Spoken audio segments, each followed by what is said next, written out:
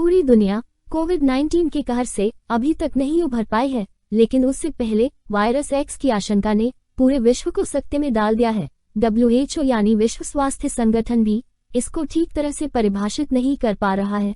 इस संक्रामक महामारी को लेकर विश्व के अंदर कई तरह की आशंका है, तो वही कई शोधकर्ताओं का कहना है कि शरीर के अंदर रोग प्रतिरोधक क्षमता मजबूत हो तो कोई बीमारी शरीर को प्रभावित नहीं कर सकती। शोधकर्ता मानते हैं कि आयुर्वेद और योगा शरीर में रोग प्रतिरोधक क्षमता यानी इम्यूनिटी बढ़ाने में काफी हद तक मददगार होते हैं।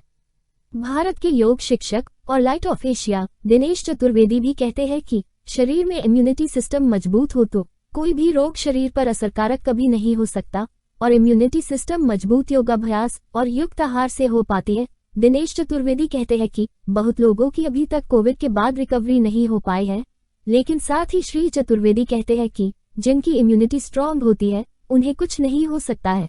कोविड अटैक उसी पर हुआ जिनकी इम्यूनिटी कमजोर थी। श्री चतुर्वेदी ने कहा कि शरीर नियमित योगाभ्यास और संयमित भोजन से कैसे दुरुस्त रहता है, इसका प्रमाण ब्रह्मलीन संत देवराह बाबा से बड़ा नहीं हो सकता। हालांकि अब वो हमारे मध्य शरीर से नहीं है, लेकिन उनकी वाणी और विधा हमारे पास है।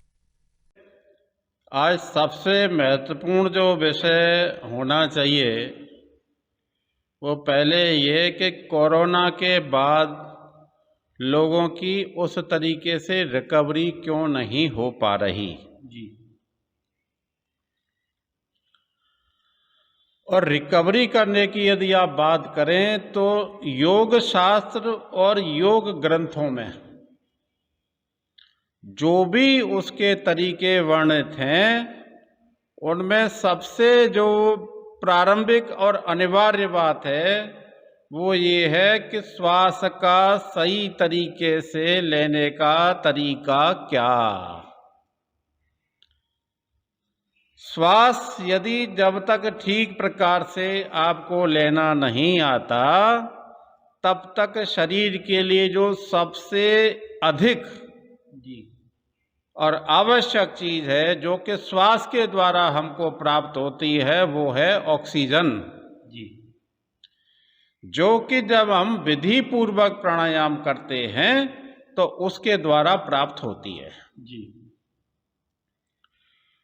तो विधि पूर्वक प्राणायाम करने के लिए सबसे आवश्यक चीज क्या जी कि प्राणायाम करने से पहले हम जितना भी ये अपर चेंबर है पहले इसको विधि पूर्वक साफ करें जी। देखिए, जब तक आप किसी चीज को खाली नहीं करते तब तक उसमें कुछ भरा नहीं जा सकता। बिल्कुल ठीक है। तो प्राणायाम करने से पहले इसकी सफाई सबसे पहले अति आवश्यक। और सफाई के लिए मैं बार बार जो मैं कहता रहा हूं शास्त्र में जो लिखा है कि धोती, नेति,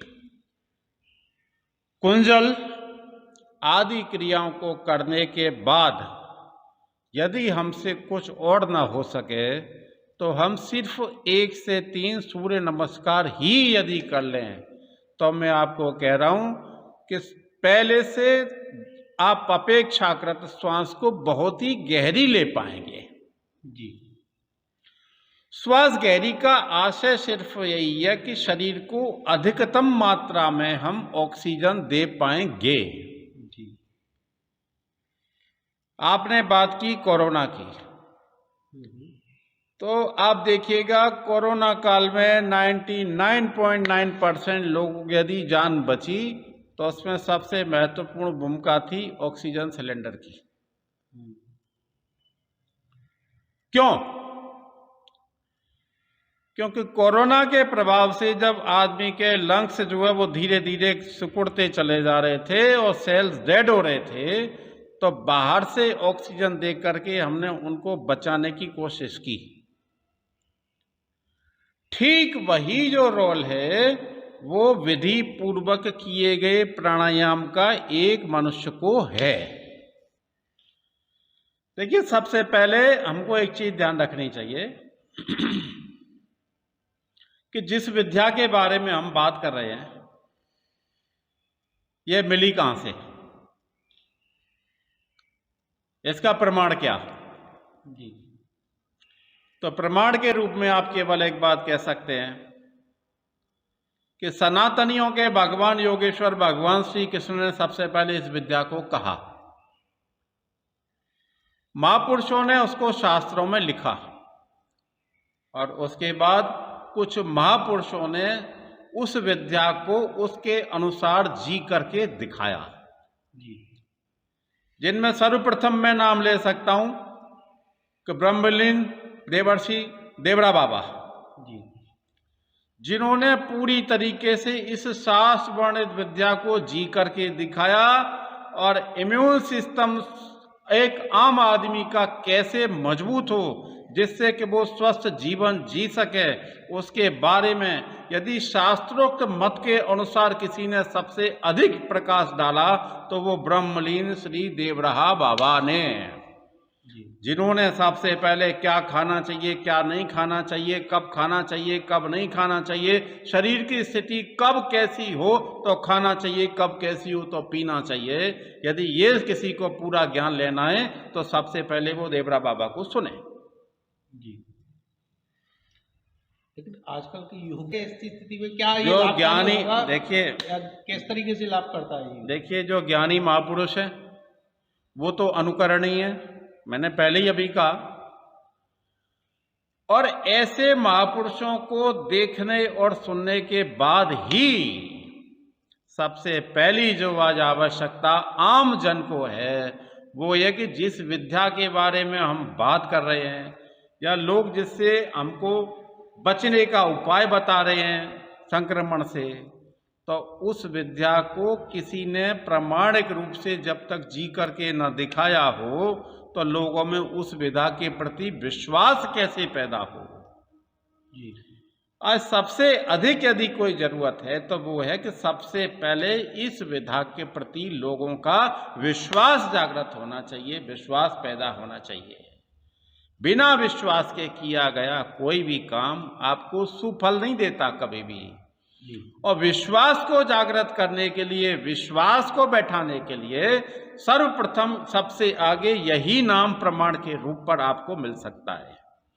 बाकी तो आप किसी के बारे में क्या कहेंगे, बहुत अच्छे अच्छे लोग हैं जो दुनिया को जागरूक कर रहे हैं, लेकिन उसमें कुछ लोग ऐसे भी आगे सोशल मीडिया के माध्यम से जिनको मैं जानकार योगी कहता हूं जी, जिन्होंने आधा श्लोक पढ़ा नहीं, क्या मन गढ़ंत चाहे जो बोलना है बोलते हैं, प्राणायाम, सोते प्राणायाम करो, बैठते प्राणायाम करो, जाने क्या क्या करते हुए भी प्राणायाम कर लो। जी जी। हाँ, आपको सोशल मीडिया में मिल जाएंगे तमाम लोग, दौड़ते प्राणायाम कर लो, सोते प्राणायाम कर लो। अरे भैया शास्त्र को थोड़ा पढ़ लो, और कहीं ना जाना हो तो मैं कह रहा हूं जिसने दिया योग उसी के मुंह से कहे हुए शास्त्र को थोड़ा सा तो पढ़ लो, उसके बाद ही कुछ बोलने की कोशिश करो।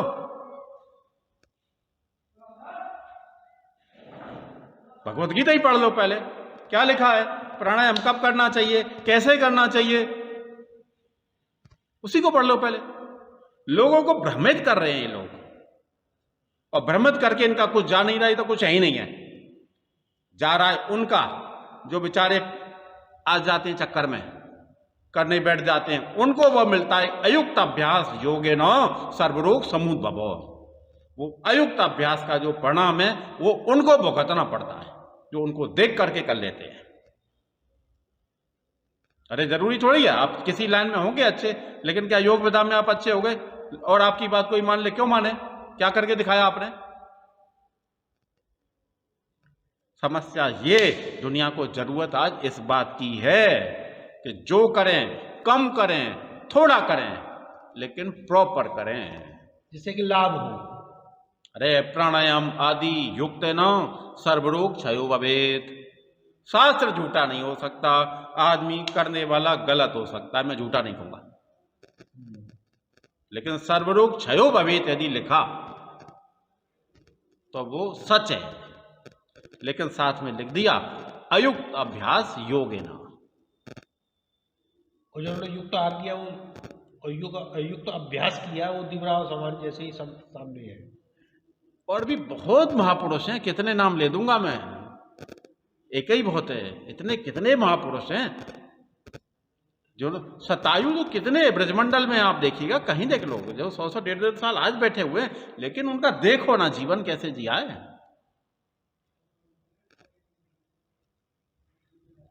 ऐसे थोड़ी है। मैं तो बार बार कह रहा हूं, आज जरूरत समझाने की है, डराने की नहीं है। आपको तमाम ऐसे मिल जाएंगे उदाहरण, देखो ना, यूएस का उदाहरण देख लो एक, कि बहुत वायरल हुआ था उस टाइम पे कि किसी को सजा मिली मौत की, कि कोबरा का जहर दिया जाएगा, कुर्सी बांध के बिठा दिया उसको, कोबरा का जहर न दे करके आलपिन चुबाई केवल, उससे मर गया वो। बाद में सब लक्षण उसमें उसी के आ गए, वो मर गया। दहशत।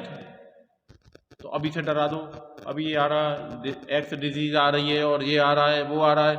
अरे भैया, इस डर से, कोरोना से तो आदमी उभरा नहीं अभी तक, और सच में नहीं उभरा है। रिकवरी नहीं हो रही आदमी की। हार्ट अटैक देखो ना, 35 से 40% केसेज हार्ट अटैक के बढ़ गए हैं, और जिसमें 40-45 के बीच का तो बंदा जितने जा रहे हैं बेचारे, जय श्री राम, उसमें ये कह दो अभी इससे 7 गुना ज्यादा आ रहा भाई, ले हो गया काम। मैं तो निवेदन करूंगा सरकारों से भी कि इस तरीके के छपने और लिखने दोनों पर रोक लगाए। जिम्मेदार मीडिया की जिम्मेदारी बनती है ये कि इस तरीके की छपास को रोके और लोगों को प्रोत्साहित करे, जागरूक करे, हिम्मत बढ़ाए लोगों के अंदर कि तुम ऐसे करो, कुछ नहीं। अरे उदाहरण देखो ना भाई, मैं आपसे कह रहा हूं कि आपने कपड़ा पहन रखा है, साफ कपड़ा यदि है, आप इसको 10 बार खींच लेना, फटके नहीं देगा। इसी कपड़े को थोड़े दिन लगातार कीचड़ में डुबा के रखना नहीं, ऐसे करोगे फर फट जाएगा। यही इम्यून सिस्टम का काम है। यदि सिस्टम आपका क्लियर है अंदर से तो ठीक है, रोग आएगा, टच करेगा, थोड़ा बहुत प्रभावी होगा। लेकिन यदि पूरा ही अंदर ही कचरा ही भरा हुआ है, दे गुटखा, दे तम्बाकू, दे कोल्ड ड्रिंक, दे पिज्जा, दे बर्गर, दे जंक फूड, इम्यून क्या करेगा?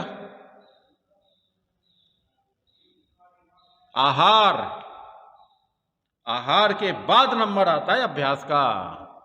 पहले आहार फिर अभ्यास। युक्ताहार व्याहरस्य युक्त चेष्टसु कर्मसु युक्त स्वप्नावबोधस्य योग भवति दुःखा।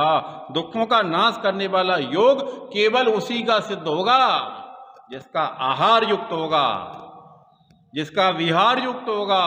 को कम से कम असली नकली की पहचान करने का विवेक जागृत करना ही होगा। उसके लिए प्रमाणिक रूप पर जब तक इस तरीके के नामों को वो लोग नहीं देखेंगे, नहीं सुनेंगे, तब तक उनको ये अंतर समझ में नहीं आएगा कि वास्तविक योगी कौन है और ये जानकार कौन है। बिल्कुल। और यौगिक शास्त्रों के कथन के अनुसार आहार, उसके बाद अभ्यास यदि कोई भी करे तो स्वाभाविक रूप से आदमी के शरीर की प्रतिरोधक क्षमता बढ़ती है, मजबूत होती है जी।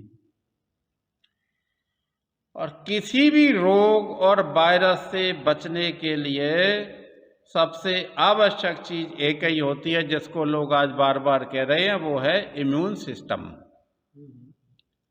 शब्द तो छोटा सा है, लेकिन आज समस्या ये है कि इम्यून सिस्टम मजबूत हो कैसे। इम्यून के लिए सबसे जरूरी चीज, सबसे पहले आदमी का अच्छा आहार। अच्छा आहार होगा तभी अच्छा पाचन होगा, और अच्छा पाचन होगा तभी आदमी का जो सिस्टम है अंदर से वो स्वच्छ होगा, साफ होगा। और महाराज बार बार कहता हूं, जो स्वच्छ है वही मजबूत है। आज अंदर के सिस्टम की तो स्थिति बड़ी विचित्र कर रखी है लोगों ने। पेट का उपयोग उस तरीके से कर रखा है जैसे मान लो डस्टबिन की तरह यूज कर रहे हैं लोग। आहार के ऊपर कोई नियंत्रण नहीं, अयुक्त आहार के ऊपर पूरा का पूरा जोर। तो अयुक्त आहार के चलते हुए यदि आप युक्त अभ्यास भी करोगे तो वो व्यर्थ ही जाने वाला है। कोरोना वायरस फैला, पूरी दुनिया में फैला, लेकिन क्या सभी लोग प्रभावित हो गए क्या? एक बड़ी आबादी उसमें चली गई, लेकिन क्या सब चले गए क्या? यदि कोरोना से ही बढ़ना था तो ये दुनिया क्यों बैठी हुई है? क्यों? कि वो लोग बचे जिनको टच भी हुआ यदि, लेकिन जिनका इम्यून अच्छा था उनको टच करके चला गया, जिनका इम्यून वीक था वो बेचारे नहीं बच पाए, जिनका सभी को खेद है जी। और पूरी दुनिया में आज कोई भी परिवार ऐसा ढूंढ के नहीं दिखा सकता कोई जिसने किसी न किसी स्वजन को न खोया हो, पूरी दुनिया में। तो आज जरूरत क्या, आने वाला जो कोई भी वायरस है, कुछ भी है, तो गए हुए वायरस ने जो हमको नुकसान दिए उससे बचने के जो उपाय हैं, जिन लोगों ने वो प्रमाणित करके दिखाया, उनसे सीख लें और उस तरीके से जीवन जीने की कोशिश यदि करेंगे तो चाहे कोई भी वायरस आ जाना कुछ बिगाड़ नहीं पाएगा, टच करेगा चला जाएगा।